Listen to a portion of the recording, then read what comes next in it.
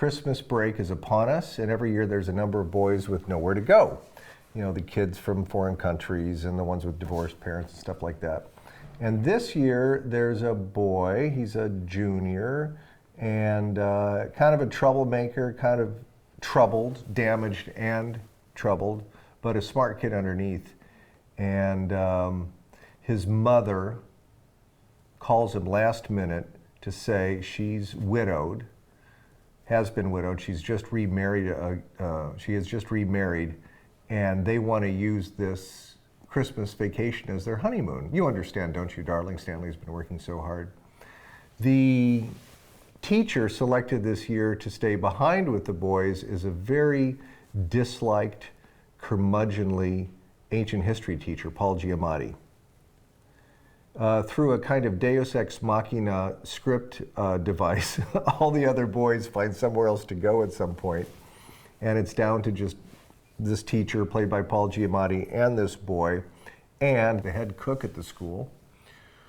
Also, she's a single mom, and her son attended this very same school on a charity scholarship, but did not have the wherewithal to go to college and has just been killed in Vietnam. So this movie is about the adventures of these three kind of shipwrecked people during a very snowy 2 weeks in Massachusetts in 1970. I've been an admirer of school movies, you know, Loneliness of the Long Distance Runner and If and Peter Weir's movie, and I had seen a companion of those films, a somewhat under-known French film by a great director, but from 1935 or 36, called Merluce by Marcel Pagnol. And it had that same basic premise.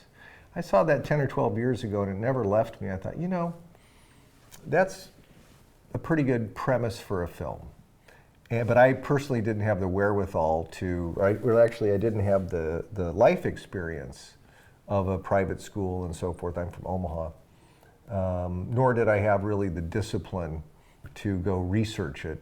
But a pilot came my way set in a prep school, and it was a very fine pilot. And I called up the writer and said, I thank you for sending me this wonderful script. I don't want to read it. Would you consider taking on an idea of mine?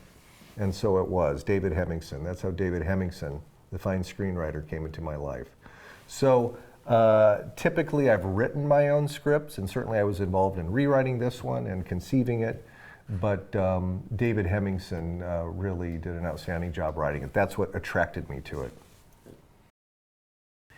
It sounds hyperbolic, and I'm sure it is, but I just think Paul Giamatti is the greatest actor. There's nothing he can't do. From the moment I first met him, when he auditioned for Sideways for me, going on 20 years ago, I thought, this guy can make even bad dialogue work, and he can, no matter what the dialogue. I had him in Omaha for a public interview, and I said, you know, Paul Giamatti, you can really make bad dialogue work. I'll bet you could even read the phone book, like they say, read the phone book and make it compelling. And he laughed, and I leaned over and I pulled out the Omaha phone book and I handed it to him. I said, would you please just open up to a page? He started reading it and brought the house down. That's why I like Paul Giamatti.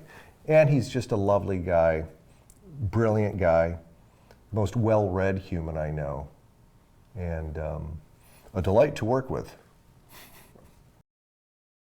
Well, the part was written for him. Ever since Sideways, I just thought, I can't wait to work with Paul Giamatti again.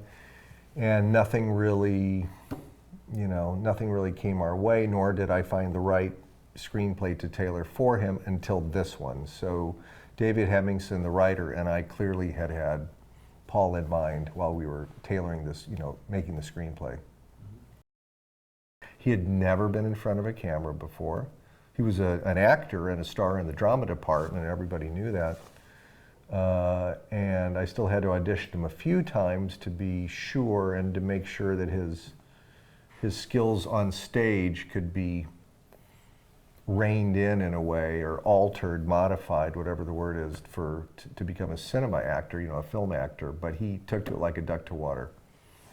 And it's the real movie from this film, I think, would be a documentary about what's going to happen to Dominic Sessa after this movie comes out. her character, Mary Lamb is the character's name, a grieving mother who's lost her son within this last year.